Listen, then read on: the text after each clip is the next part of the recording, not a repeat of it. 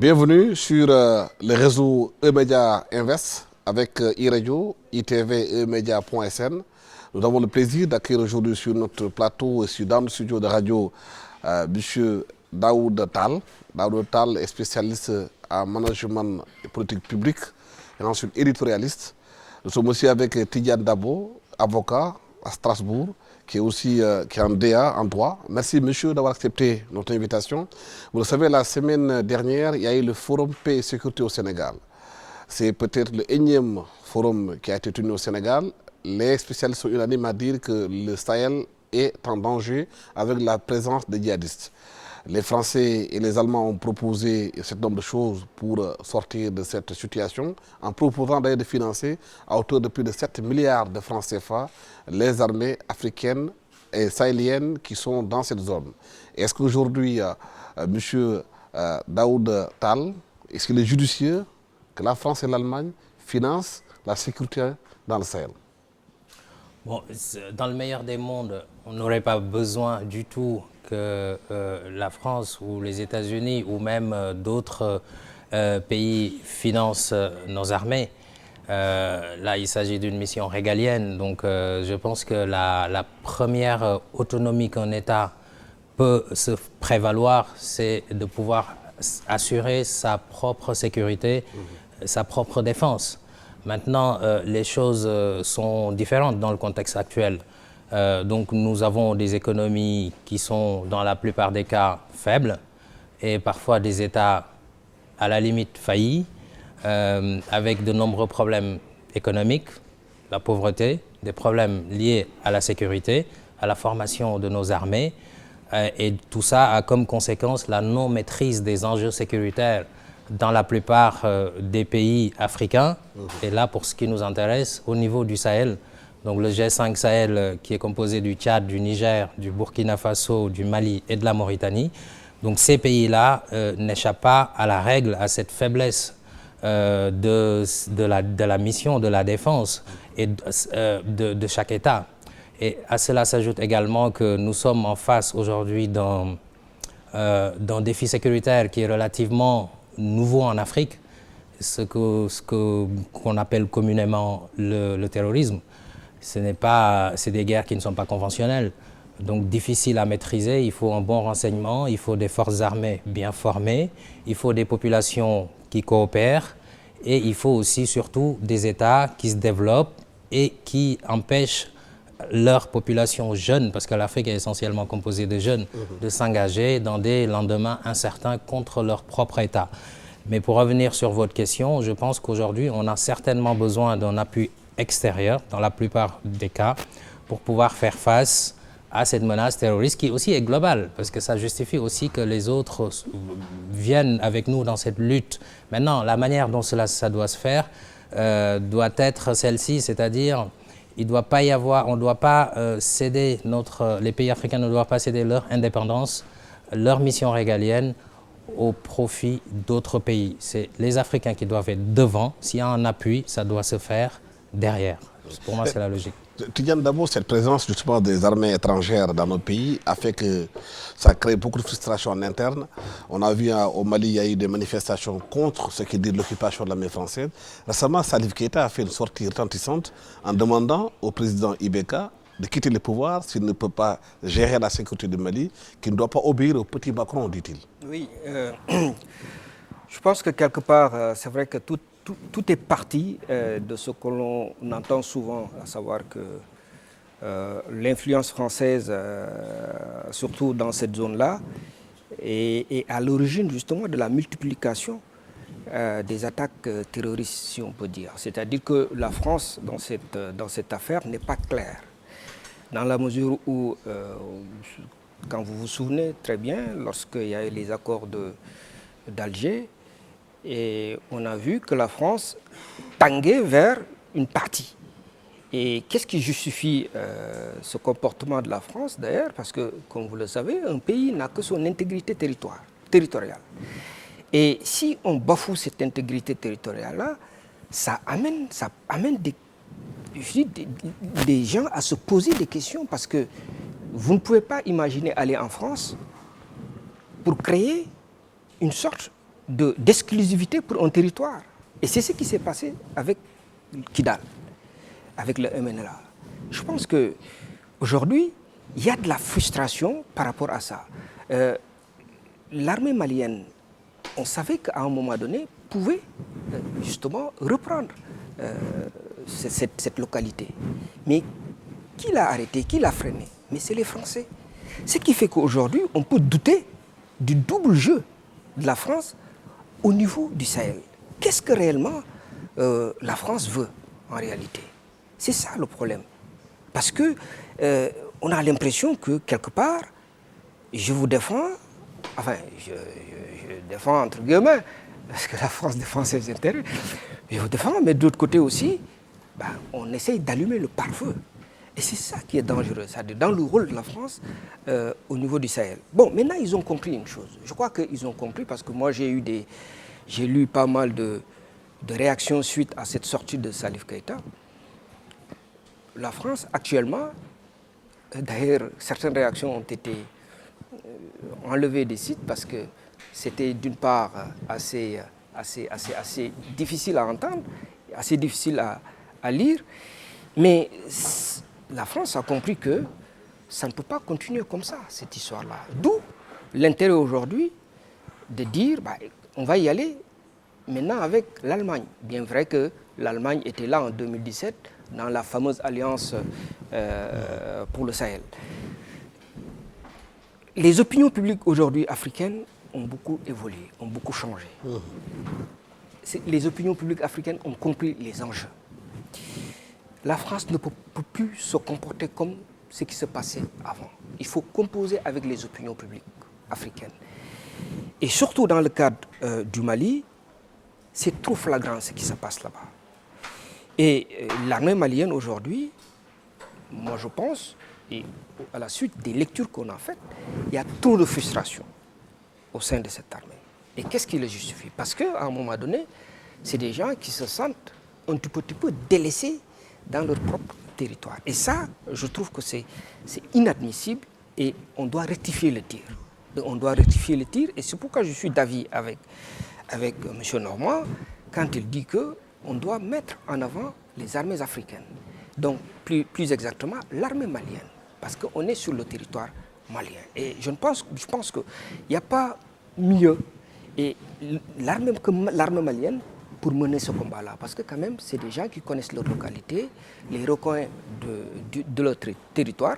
On peut effectivement essayer de les mettre en avant pour arriver à juguler ce fléau-là. Je pense que on peut avoir un début de solution en intégrant l'armée malienne à part entière dans la lutte justement contre le terrorisme. Et on a l'impression que c'est une intégration partielle. Il y a des limites, des zones où l'armée malienne ne peut pas avoir accès. Et puis moi, je vais rebondir encore sur ça. Je suis un peu gêné par ce qui se passe là-bas. Hassan, regardez au Mali. Il y a la force Barkhane. Il y a la MINUSMA. Il y a le G5 Sahel. Toutes ces forces. Mais jusqu'à aujourd'hui, on a l'impression que ça s'empire en fait. Les attaques terroristes n'arrêtent pas. Et on a l'impression que finalement, quelle que soit la force en présence, les terroristes prennent de l'avant. Je crois qu'on doit avoir un diagnostic très poussé. Qui est qui? Qui facilite quoi? Parce que sinon, si on continue comme ça, on ne trouvera pas la solution. L'Allemagne avec la France, oui, l'Allemagne peut venir, la France la France est déjà là. Mais la France, elle est déjà là.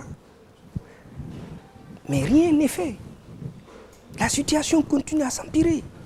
L'Allemagne va venir tout simplement pour maquiller les choses, pour ajouter 7 milliards. Vous pensez qu'avec 7 milliards de nos francs, de nos pauvres francs-là, on peut régler le problème au Mali? Je pense que le problème, c'est vrai, il y a un problème matériel, il y a un problème financier, mais il y a un problème aussi d'hommes en Afrique. Et nous sommes confrontés à ça. C'est-à-dire que des gens qui sont capables de dire nous devons prendre nos destinées en main. Et c'est ça qui fait défaut. Et d'ailleurs, c'est la raison pour laquelle, franchement, ça suscite des interrogations et des interpellations de la part de certaines personnalités africaines en disant mais stop là, ça suffit, on ne peut plus continuer comme ça, il faut qu'on change de paradigme. On a vu le président Macky Sall et le président mauritanien Ghazouani hausser le ton un peu en disant que les Nations Unies doivent s'engager davantage au Mali pour essayer d'éradiquer les rébellions qui sont sur place. Il y a eu la réponse de certains membres de l'ONU en disant non, ça c'est pas le mandat des Nations Unies, c'est une force d'interposition. Nicolas Normand, dans une interview donnée en Sud Russe, dit que lui, il pense que c'est l'armée malienne qui doit être mise en avant. C'est une question de fierté nationale, qu'on doit mettre les moyens, mais qu'on doit changer de paradigme et de façon de lutter. Bon, je pense que quand on regarde l'histoire, il n'y a aucun conflit qui a été résolu par la seule intervention des Nations Unies. Ça ne suffit pas. Ça peut être quelque chose qui permet de stabiliser un minimum un territoire, par exemple, de faire face à un certain nombre de troubles éventuellement, mais toutes les crises qui se résolvent finissent par être résolues sur le plan politique. Quand je dis sur le plan politique, ici par exemple, on parle que ce soit des guerres civiles ou des conflits, etc. Tant qu'il n'y a pas un accord sur le plan politique, ça ne peut pas marcher parce que l'armée à elle seule, l'intervention militaire seule n'a jamais résolu aucune crise véritablement, de manière durable en tout cas. Et donc, à un moment donné, dans le cas précis du Sahel, si les Nations Unies se basaient seulement sur l'intervention des Nations Unies, je pense que c'est une erreur. Bon, elle peut certainement aider dans la formation, dans la fourniture de matériel, etc., etc. Et qui compose les armées des nations, les missions des Nations Unies? C'est des militaires de nos pays, finalement. Donc, si vous avez une armée qui est indisciplinée et que vous l'envoyez dans un terrain, même s'il a le casque bleu, il peut aussi faire des exactions. Ça, on l'a déjà vu. On a le cas de la MONUSCO, où les casques bleus, parfois, ont été impliqués dans un certain nombre de problèmes. Voilà. Donc, finalement, je pense qu'il ne faut pas se baser entièrement sur la mission des Nations Unies, la MINUSMA, pour résoudre le problème au Mali. Il faut à un moment donné que l'aspect politique prenne le pas sur l'aspect militaire. C'est-à-dire qu'il faut des négociations. Bon, je reviendrai rapidement aussi sur les processus de décision des Nations Unies. Vous savez, la MINUSMA, ils ont une mission de maintien de la paix. En général, les casques bleus, c'est ça. Et donc, quand vous avez une mission de maintien de la paix, à un moment donné, vous êtes limité dans votre force d'action. Parce que vous n'allez pas, ils ne vont pas attaquer les mouvements de l'Azawad. Ils vont laisser tout le monde en place, comme c'est, mais ils vont surveiller pour qu'il y ait la paix. Ça veut dire ça. Donc c'est différent. Par exemple, bon, en général, il y a une seule fois, effectivement, au niveau de la MONUSCO, où la mission avait au Congo une force de frappe plus importante, avec une possibilité d'agir qui était plus large. Là, aujourd'hui, on ne demande pas à la mission des Nations Unies au Mali de chasser tel groupe armé ou tel autre. Ce n'est pas sa mission. Sa mission, c'est maintenir la paix. Et donc ça, c'est une limite. Bon, je reviendrai aussi sur les autres limites que sont les processus de décision au niveau des Nations Unies, droit de veto, etc. C'est des résolutions qui sont émises, mais c'est des résolutions qui sont émises parfois de manière lente. Et puis, bon voilà, donc je pense que il y a eu l'accord d'Alger. L'accord d'Alger était censé régler le problème. On a bien vu que ce n'est pas le cas. Au niveau de l'accord d'Alger, aujourd'hui même, me semble-t-il en 2016, lors du troisième gouvernement de Modibo Keïta, il y a eu une rentrée dans le gouvernement malien d'un certain nombre de membres du mouvement de l'Azawad, MNLA, la coordination des mouvements de l'Azawad, CMA. Il y a même eu quelques entrées dans le gouvernement d'anciens partisans de ATT, du président Amadou Toumani Touré, etc., pour essayer, suivant l'accord d'Alger, de faire un consensus, un gouvernement consensuel, en disant, bon, on était ennemis hier, venez nous rejoindre. Même ça, ça n'a pas marché. Et je pense que là où je rejoins l'ex-ambassadeur de France, c'est que... Nicolas Normand. Voilà, Nicolas Normand, c'est qu'au moment où la France est intervenue pour stopper la progression des rebelles au nord, je pense qu'il y a eu une erreur à ce niveau-là, certainement. Il fallait peut-être, et ça on l'a dit avant l'ex-ambassadeur de France, c'est-à-dire stopper et désarmer tout le monde. Ça n'a pas été fait. Et c'est là qu'on voit que le dialogue, bon, même si je ne discute pas du point selon lequel l'intervention de la France était nécessaire ou pas. Elle avait son intérêt sans doute parce que la situation paraissait dramatique et personne ne faisait rien. Donc à un moment donné, si vous n'intervenez pas, on vient, on vous dit je vais vous aider. Bon, après on peut en penser ce qu'on veut. Mais toujours est-il que l'erreur ça a été de ne pas désarmer les mouvements de l'Azawad, le MNLA en l'occurrence.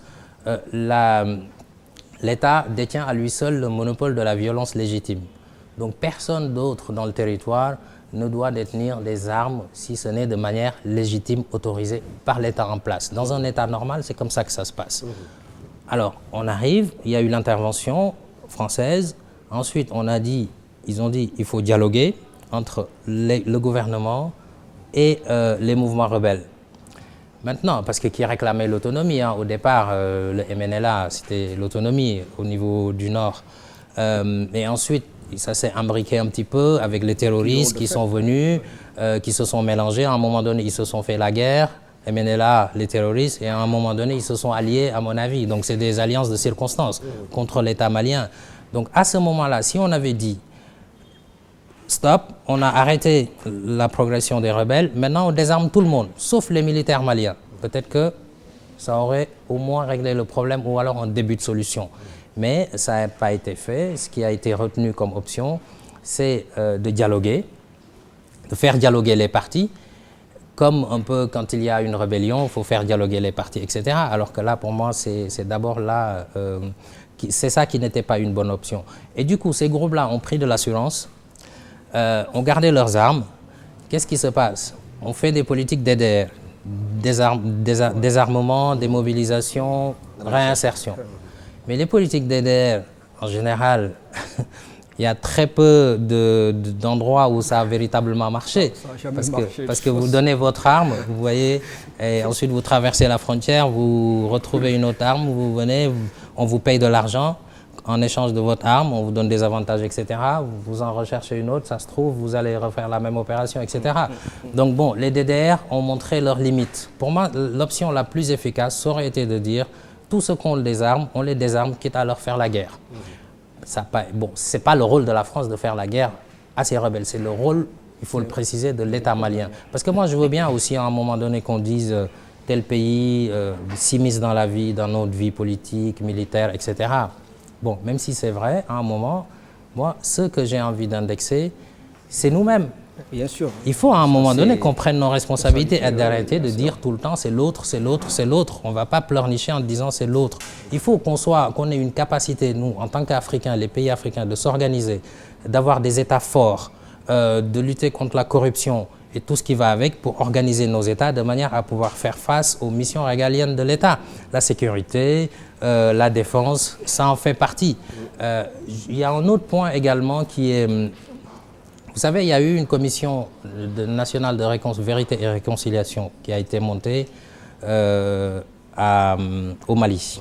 L'idée, c'était un petit peu de s'inspirer de la commission réconciliation sud-africaine. Bon, il se trouve que cette commission a mis du temps à se mettre en place. Toutes les parties ne l'ont pas bien accueillie. Et dans la vérité, ça veut dire remuer le couteau dans la plaie. Est-ce que ça a été suffisamment fait pour livrer à la justice ceux qui ont fait des exactions? Parce qu'il y en a eu des exactions dans le nord du Mali. Mais tout ça a été sensible à un moment donné. Donc cette commission n'a pas non plus fonctionné. Donc aujourd'hui, on est presque dans une impasse. Mais je souhaite que cette impasse, qu'on trouve une issue justement, parce que le Mali ne doit pas se retrouver dans cette situation, parce que le Mali a tout pour s'en sortir justement. On est voisins, hein, nous Sénégalais, on est voisins du Mali. Des fois, on ne comprend même pas qu'on puisse comparer le Mali à la Libye, etc. Donc il y a des solutions, mais effectivement, pour revenir sur le début de votre propos, Alassane, ça va dépendre, la solution viendra uniquement de la décision et de l'engagement des autorités maliennes, appuyées par d'autres ou pas. Mais c'est ça la réalité. Personne ne fera la paix à la place des Maliens. Est-ce qu'il y a des conséquences de cette impasse pour le Sénégal? Parce qu'on a vu que depuis quelque temps, la tension est très vive sur le terrain. Il y a beaucoup d'attaques, beaucoup de morts. Le Mali a perdu beaucoup de soldats. Burkina Faso également, les présidents sénégalais et même mauritaniens ont dit que la situation, si elle perdure comme ça peut menacer nos pays. Bien sûr, parce que, vous savez, nos frontières, comment elles sont poreuses. Donc on peut rentrer comme on veut. Ce qui peut toucher le Mali peut nous toucher. C'est-à-dire qu'il faut qu'on ouvre les yeux en disant que c'est totalement possible. Et je crois que pour les gens qui sont des observateurs et qui regardent ce qui se passe dans cette zone-là, savent que la menace, elle est là. La menace terroriste est là. Qu'est-ce qu'il faut pour l'endiguer? Aujourd'hui, au Sénégal, c'est au Sénégal de renforcer sa sécurité au niveau des frontières maliennes. Souvent, moi je suis un peu gêné de ne pas avoir une communication par rapport à ça. C'est-à-dire que quand il y a des... quand vous regardez dans les autres pays, quand il y a des conflits concernant justement les zones frontalières, tout ça, vous voyez, il y a beaucoup de communication sur la démarche de l'armée. C'est-à-dire qu'on nous dise, bon, sur cette zone-là, l'armée a déployé voilà, son armement, du personnel. Et ça incite les gens à avoir justement ce semblant d'être dans un état sécuritaire. D'accord? Et ensuite, ça aussi dissuade, ça permet de dissuader des éventuels terroristes qui pourraient être tentés d'infiltrer le territoire sénégalais. Et peut-être vous pouvez nous dire, Alassane, moi à ce jour, je n'ai rien entendu par rapport à ça. Et moi ça m'inquiète. Ça m'inquiète parce qu'aujourd'hui, tout le monde peut rentrer au Sénégal. Et je l'avais dénoncé à un moment donné, c'était en 2016, en disant soyons vigilants sur ce qui se passe autour de nous, parce que le Sénégal n'est pas à l'abri. Il n'y a pas un parapluie qui est déployé pour éviter au Sénégal ce qui se passe actuellement au Mali. Simplement, nous on est fatalistes. J'ai l'impression qu'on joue encore sous le registre du fatalisme. On n'arrête pas d'alerter. Bon, les autorités vont nous dire effectivement qu'elles prennent des mesures par rapport effectivement à leurs moyens. Mais la menace est tellement réelle qu'il ne faut pas la négliger. On n'est pas des alarmistes. Mais quand même, il faut constater les faits. Le Mali, ça fait plus de 2013 que cette histoire-là dure, mais on n'arrive même pas à juguler cela. Et donc, en général, dans des situations comme ça, on sait que les terroristes, c'est des nomades, hein, qui se déplacent comme ils veulent. Et à la limite, ils peuvent trouver le repli, des bases de repli au niveau du Sénégal. Et nous en avons, nous en tout cas, il faut faire attention parce que ce n'est pas ce que nous souhaitons pour le Sénégal. Et c'est là où je rejoins effectivement la proposition, enfin l'alerte donnée par le président mauritanien qui disait, qui ouvrait les yeux aux gens en disant qu'il faut qu'on fasse très attention parce que cette menace, elle est là sur nos territoires. Il faut qu'on s'organise. Mais en général, c'est des genres d'alertes qui ne sont jamais suivis d'effet tant que ça ne vous fait pas pan sous les yeux. Et nous sommes attentistes en Afrique.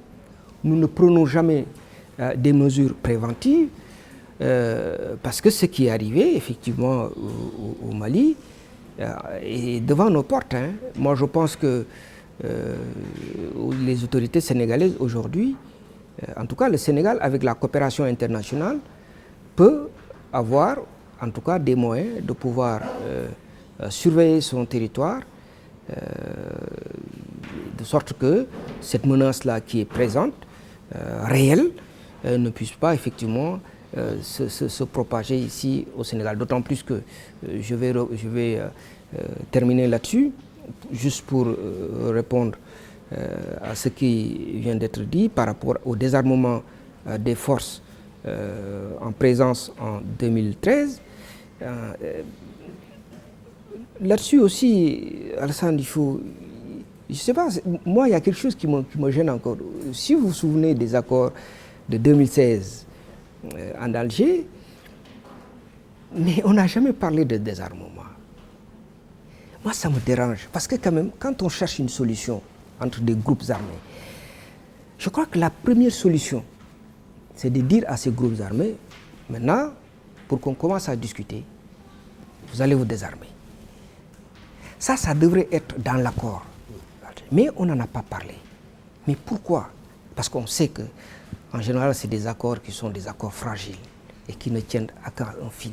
Il suffit juste que les gens se retrouvent encore sur le terrain et ça recommence. Donc, justement, c'est sur ce point que je voudrais un peu vous interpeller encore, M. Sall, M. Tall. Le problème fondamental qui s'est posé, il y a autant de forces au Nord Mali, jusqu'à présent la question n'est pas réglée. Est-ce qu'au-delà de l'intervention militaire, il y a des enjeux géostratégiques, économiques, parce que beaucoup parlent de la richesse du sous-sol malien. On parle aussi du Burkina Faso, que les sites d'orpaillage qui ont été délaissés par les mines qui ont été délaissées sont occupés aujourd'hui par des djihadistes qui prennent l'or, qui revendent pour pouvoir aussi financer leur guerre. Oui, bon, je pense que y a des enjeux géostratégiques, bien entendu. Ces enjeux géostratégiques, c'est pas seulement, comme on le dit souvent, il y a un État qui a des intérêts dans le sous-sol malien. Je pense qu'il peut y avoir de ça, mais il faut le voir de manière globale. De manière globale, c'est-à-dire que aujourd'hui, le terrorisme, ce qu'on dit terrorisme, c'est un phénomène global. Les frontières sont poreuses, effectivement.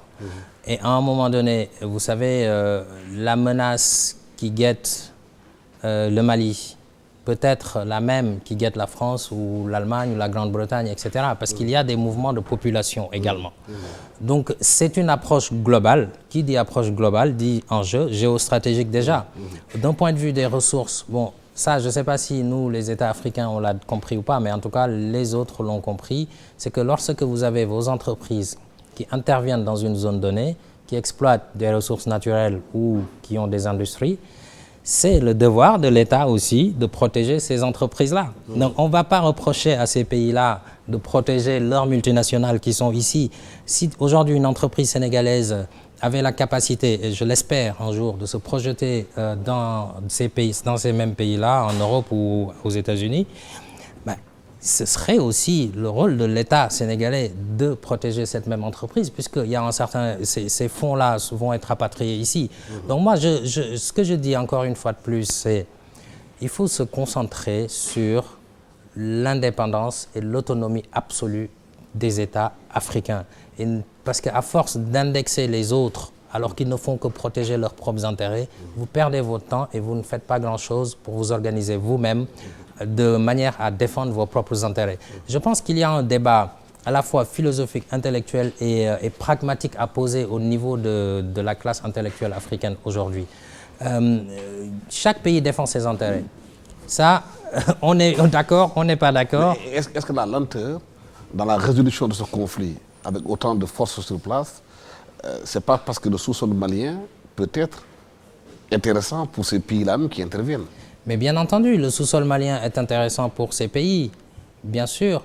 Mais après, ça revient à ce que je disais tout à l'heure, c'est-à-dire que lorsque vous avez une entreprise française qui intervient dans le sous-sol, c'est normal que l'État français protège ces citoyens-là et son entreprise, qui est une personne morale française au niveau de sa maison mère.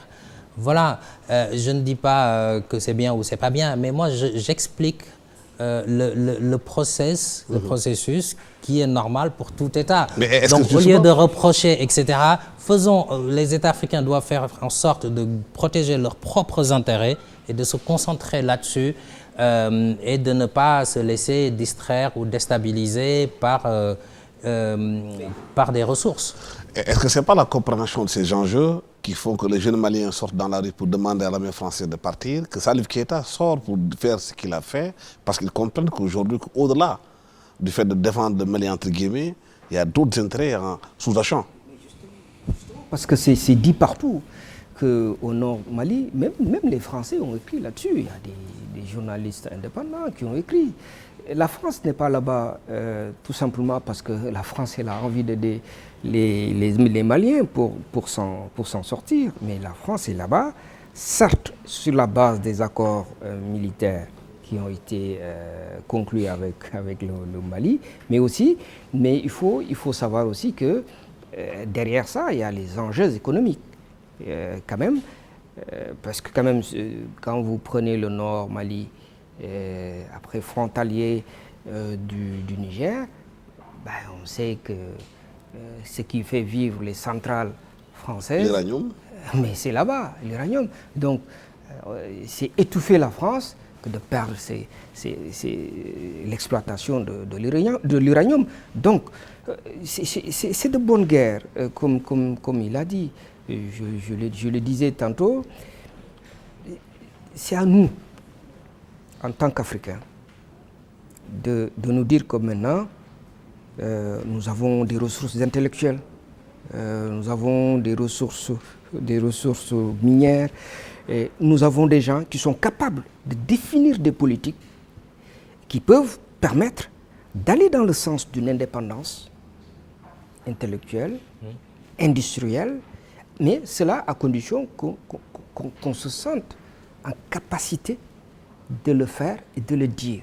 Or, c'est ce que je dis tout le temps, c'est qu'il n'y a pas de répondant. Mais ce qu'il faut aussi ne pas perdre de vue, c'est que les problèmes sécuritaires demeurent de vrais soucis aujourd'hui. Parce qu'il y a les ressources, mais les ressources ne doivent pas être l'arbre qui cache la forêt. Je pense qu'il y a de vrais problèmes en Afrique liés au chômage, liés à des problèmes de santé, d'éducation, d'amélioration des conditions de vie des populations. Et ça rend vulnérable la jeunesse africaine. En 2050, un humain sur 4 sera africain. La population africaine, elle va doubler d'ici 2050. Tout ça, c'est des bouches à nourrir, c'est des défis sécuritaires à assurer, etc. Donc, se focaliser, je termine juste là-dessus, se focaliser sur ce que font les puissances étrangères au point de nous oublier nous-mêmes, nos propres enjeux, c'est là aussi le danger. Critiquer, c'est bien, mais agir, c'est beaucoup mieux. Non, mais là-dessus aussi, il ne faut pas oublier que souvent, lorsque ces États-là interviennent, ils interviennent pour par exemple, on va sur des projets soi-disant prioritaires, qu'ils appellent eux prioritaires pour financer ces projets-là.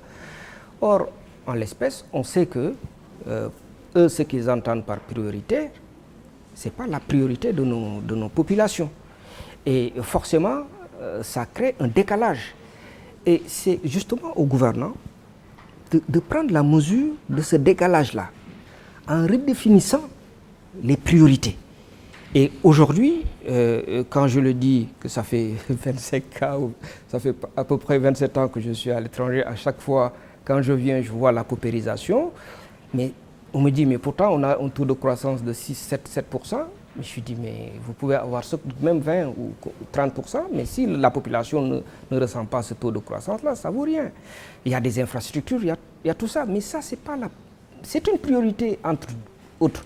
Mais je pense que au niveau de la population, parce que c'est ça qui explique aussi l'histoire de l'immigration clandestine, hein, c'est ça, parce que si la population, malgré les ressources dont on parle, n'arrive pas à se retrouver autour de ces questions-là, mais ma foi, ça crée... Et puis cette frustration vis-à-vis de l'étranger. C'est-à-dire des Français, que ce soit des Français, que ce soit des Russes ou des Chinois. C'est ça, en fait, parce que c'est dans leur subconscient, ces gens sont là pour les exploiter. Et je pense qu'aujourd'hui, il doit y avoir une autre politique, une autre vision, par exemple, des Occidentaux par rapport à cela. C'est de dire finalement... Maintenant, comme les opinions publiques africaines ont changé, inciter nos gouvernants justement à investir là où il faut. Parce que finalement, s'ils ne le font pas, mais in fine, les gens vont se retrouver contre eux en disant que c'est eux qui sont derrière toute cette histoire-là. C'est pourquoi je termine. Oui, est-ce que ce n'est pas justement cette question qui repose la question de la bonne gouvernance, qui fait que dans un pays comme le Sénégal aujourd'hui, que certaines personnes, ou bien ça donne à ce qu'on appelle le faux monnayage dans ce pays-là? Oui, bon, le faux monnayage, c'est quelque chose de désastreux, bien entendu. Votre question est de savoir si c'est un facteur. Je pense que oui, c'est un facteur, en tout cas dans le contexte actuel. C'est-à-dire que les gens qui cherchent à s'en sortir par tous les moyens sont tentés par différentes manœuvres illicites pour avoir du pain, ou plus que du pain pour certains. Donc ça ne le justifie pas, bien sûr, qu'il faut condamner le faux monnayage, mais pour expliquer, voilà. Et donc je pense que la première réponse, bon, après je pense aussi que le faux monnayage existe un peu partout dans le monde.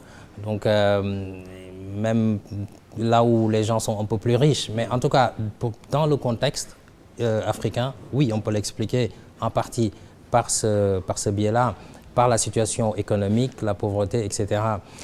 Mais c'est tellement dangereux d'aller vers ça parce qu'à force, on détruit l'économie. Le faux monnayage, c'est quoi? Déverser de l'argent sale, illicite, dans l'économie. À un moment donné, vous pouvez créer de l'inflation. L'inflation, c'est une hausse des prix suivie d'une dégradation du pouvoir d'achat. L'élément principal pour une monnaie, c'est la confiance.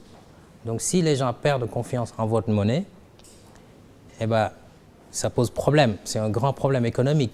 Et la confiance, c'est la meilleure façon de perdre confiance dans une monnaie, c'est de savoir qu'elle est facilement falsifiable, entre guillemets.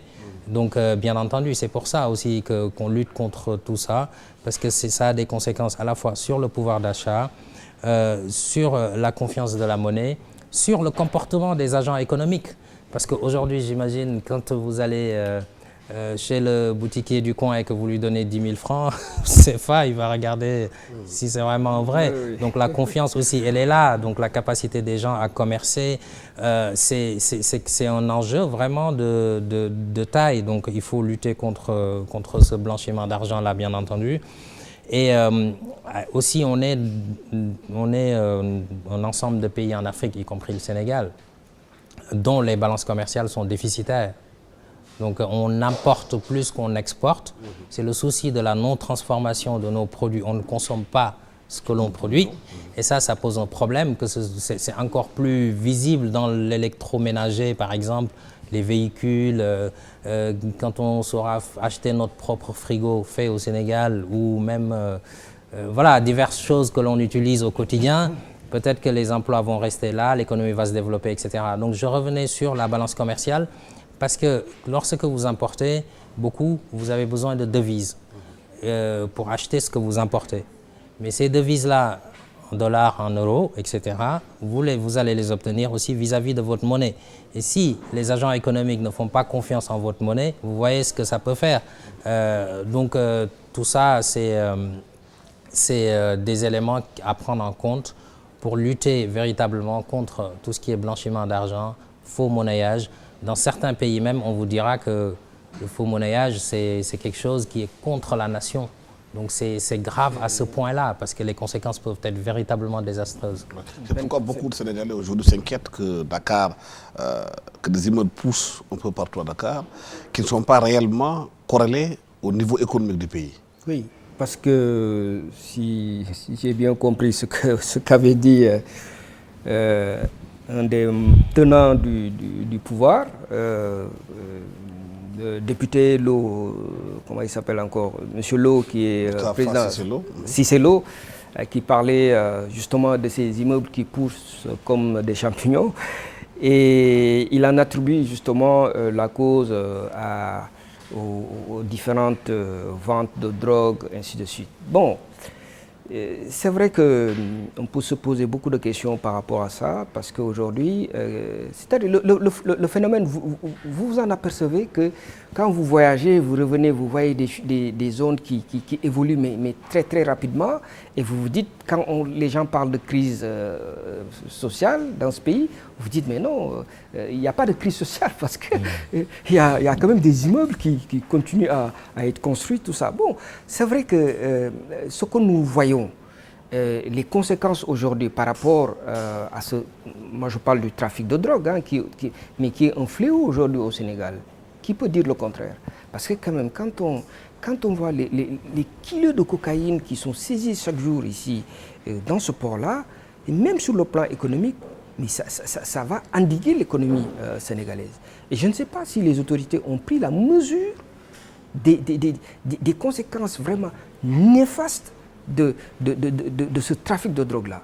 J'espérais qu'il va y avoir quand même des mesures qui seront prises, et puis l'évolution de la législation. C'est-à-dire que ce qu'il faut dire aussi, Alassane, c'est que nous n'avons pas de législation qui évolue, alors que le monde évolue. Vous voyez, quand on vous parle des lois ici, des lois sénégalaises, l'autre jour, j'avoue que je discute avec des confrères, on nous parle, moi j'entends des jurisprudences qui datent de Mathusalem, j'entends des lois qui datent de Mathusalem qui ne sont plus adaptées mais à la situation, mais on continue à les appliquer. On continue, et pourtant c'est des anciennes lois françaises que la France a complètement enlevées de son arsenal juridico-judiciaire, mais qui continuent malheureusement à être appliquées ici. Donc, c'est-à-dire que nos législations n'évoluent pas, ne s'adaptent pas à la situation que nous vivons. Or, ça c'est un danger. Et d'ailleurs, je contestais cela, c'est-à-dire quand j'ai vu qu'aujourd'hui on a mis au pas nos économies en nous disant qu'il faut respecter le BAL 2. BAL 2, c'est la régulation des flux financiers à travers le monde. Enfin, surtout pour ceux qui sont des signataires, hein, pas à travers le monde, parce que les Américains, tout ça, sont en dehors de tout ça. C'est les Européens. Et on nous a imposé ça, on nous dit vous signez. Moi, je dis une chose, c'est très bien. Quand vous lisez cet accord, c'est bien parce que bon, ça permet, avec les risques terroristes aujourd'hui, de pouvoir avoir la traçabilité de l'argent. Mais est-ce que nos économies aujourd'hui, ce qui se passe ici, est-ce que ce n'est pas encore une sorte de pesanteur dans nos économies? Et tout ça, j'ai l'impression qu'on a du mal à réfléchir avant d'entrer avant de signer des accords, ou bien d'accepter que certains accords puissent entrer en vigueur ici, sans qu'on ait pris justement la mesure de la charge que ça peut être ici dans nos économies. Mais je pense que nous devons réfléchir encore une fois de plus, avoir des gens qui ne dorment pas. Cette histoire de faux monnayage, quelque part, éclabousse la classe politique sénégalaise et l'Assemblée nationale. Certains Sénégalais se demandent est-ce qu'il faudrait de nouvelles critères pour le choix de ceux qui représentent le peuple à l'Assemblée nationale? Il est certain que le représentant du peuple, c'est quelqu'un par nature, par définition, qui doit être exemplaire, bien entendu. Maintenant, après, il y a la Constitution qui est là. Vous savez, il sera mieux placé, mon co-débatteur, pour expliquer ça d'un point de vue juridique. Il y a certaines choses qu'on ne peut pas forcément mettre en place parce que la Constitution garantit un certain nombre de libertés, etc. Est-ce que vous pouvez dire à quelqu'un que vous ne pouvez pas vous présenter en tant que candidat à la députation parce qu'on pense que dans quelques années, vous allez faire ceci, cela. Donc ça ne me semble pas possible. On ne peut pas prédire la nature de la personne. Il faut des critères de choix. Mais les critères de choix, chaque citoyen électeur éligible, bien entendu, c'est la base. Maintenant, le code pénal pose déjà des critères, des limitations par rapport aux droits civiques, civils et politiques. Mais la question que vous posez, Alassane, elle doit être posée à l'intérieur des formations politiques, sans doute. Dans ce cas-là, oui. C'est-à-dire, est-ce qu'on choisit pour représenter tel parti, telle formation politique, tel mouvement politique pour être représentant de la nation. Ça, je pense que c'est un débat légitime au sein même des formations politiques. Maintenant, il ne faut pas non plus accuser les formations politiques parce que systématiquement, parce que quelqu'un peut très bien faire une infraction sans que ce soit de la responsabilité de la partie du parti politique dont cette personne vient. Donc je pense que ça aussi c'est un élément important. Les partis tels qu'ils sont conçus au Sénégal ont des valeurs, en tout cas sur le papier, et ont des hommes aussi qui sont valeureux, des femmes et des hommes. Et donc je pense qu'il ne faut pas jeter le bébé avec l'eau du bain. Donc à un moment donné, il faut aussi faire la part des choses, hein, situer les responsabilités et ne pas accuser tout le camp parce que telle personne a fait ceci. Mais c'est valable pour tout le monde, que ce soit le parti au pouvoir comme pour l'opposition. Mais je suis d'accord avec vous dans la mesure où la moralisation de la vie publique, elle est fondamentale. Parce qu'aujourd'hui, on a besoin de personnes. Moi, à la limite, ce qui est plus important aussi, c'est au-delà de la probité morale des personnes, c'est leurs compétences. C'est ça. Parce que quand on légifère, l'Assemblée nationale est la chambre qui légifère. Toutes les lois, qui votent les budgets, qui définit un petit peu le rythme de la nation, qui contrôle l'action du gouvernement. Théoriquement, hein, on sait que ce n'est pas toujours le cas, mais en tous les cas, c'est ça son rôle. Et à un moment donné, quand vous avez un député, un représentant du peuple, qui ne va pas examiner un projet de loi de manière à faire des amendements qu'il faut, ou qui va juste voter un budget sans savoir si les allocations qui sont définies dans ce budget-là vont dans la bonne orientation.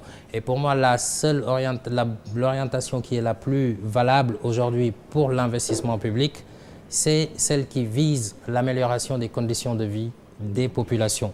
C'est ça le plus important. La finalité de toute politique publique, c'est le développement, l'amélioration des conditions de vie, santé, économie, sécurité alimentaire, éducation, etc. Donc il faut véritablement des hommes et des femmes qui sont bien formés en la matière. Justement, est-ce qu'il faut revoir les critères de choix des gens dans les partis politiques pour représenter les Sénégalais à l'Assemblée nationale? Oui, on peut anticiper. On peut anticiper, mais on n'a que l'anticipation. Mais en réalité, ce qui peut se faire par les uns et les autres, on ne peut pas le maîtriser parce que la responsabilité, elle est individuelle. Comme il l'a dit tout à l'heure, c'est vrai que c'est difficile pour quelqu'un, au départ, qui n'a aucun problème ni avec la justice, ni avec personne d'autre, de l'interdire de se présenter à une élection parce qu'il n'a pas d'obstacle, que ce soit un obstacle juridique ou judiciaire s'il y avait une procédure en cours. Donc cette personne-là, elle remplit les conditions, en tout cas je veux dire formelles, hein, les conditions formelles pour être député. Maintenant, reste l'autre condition, c'est-à-dire la compétence. Ça c'est autre chose. Donc la compétence, elle, alors ça c'est ce qui manque. Ça nous manque, ça manque au niveau de l'Assemblée. C'est à voir, par exemple, lorsqu'il y a les sessions, au niveau des sessions, au niveau du Parlement, mais à les entendre, bon, c'est une sorte de monologue, quoi. C'est des gens qui sont là, qui veulent raconter ce qu'ils veulent raconter. Mais vous ne pouvez rien apprendre de ce qu'ils disent. Et malheureusement, ce pays ne mérite pas ça. Il y a des compétences ici. Que ce soit des gens qui soient dans l'informel. Vous savez, la compétence n'est pas que du côté de l'instruction. Il y a des gens qui sont dans l'informel, mais qui sont hyper compétents dans ce qu'ils font. Donc, qui méritent effectivement d'aller montrer ce qu'ils savent faire, par exemple, au niveau de l'Assemblée. Il y a effectivement des instruits, des gens qui quand même, qui ont la compétence intellectuelle de pouvoir venir à l'Assemblée et de pouvoir effectivement essayer de montrer ce qu'ils peuvent faire et ce qu'ils savent faire et ce que le Sénégal attend d'eux. Et malheureusement, ce que nous voyons aujourd'hui, beaucoup quand même ont abandonné parce qu'ils disent que finalement, on se retrouve dans une situation qui se répète. C'était du côté quand il y avait Abdoulaye Wade, on posait le même problème. sous le magistère du président Macky Sall, les mêmes problèmes se répètent. Et pourtant, ça ne va pas dans son intérêt. C'est-à-dire que la rupture aurait dû être faite à ce niveau. À un moment donné, je pense qu'il faut sortir le sabre et dire, moi je veux des gens qui me représentent, mais des gens qui ont des compétences. Parce que quand même, nous sommes à des moments extrêmement importants pour le Sénégal. Et quand on discute un budget, un député doit savoir de quoi on parle. Mais quand on parle du budget de la nation, mais vous pouvez faire une sorte de micro-trottoir. Enfin, vous les interrogez, vous n'avez même pas besoin d'aller à Sandaga pour interroger les gens, mais vous interrogez les députés qui sont à l'Assemblée, mais ils ne savent même pas de quoi on parle. Et pourtant, on parle de dépenses-recettes qui engagent l'État. Et donc, vous voyez, c'est ça. Et quand vous avez des gens comme ça, qui nous représentent, mais comment voulez-vous qu'ils fassent des propositions, mais des propositions quand même qu'on peut entendre, et des propositions qu'on peut mettre sur la table. Et je pense que c'est ça le problème aujourd'hui du pays, et que malheureusement... Le temps que nous est imparti est terminé. Merci à Tidjane Dabo, avocat à Strasbourg, aussi spécialiste en droit. Merci à Daoud Tal, qui est spécialiste en management et aussi en politique publique, éditorialiste. Merci à toute l'équipe qui m'a accompagné pour la réalisation de cette émission. Merci, au revoir.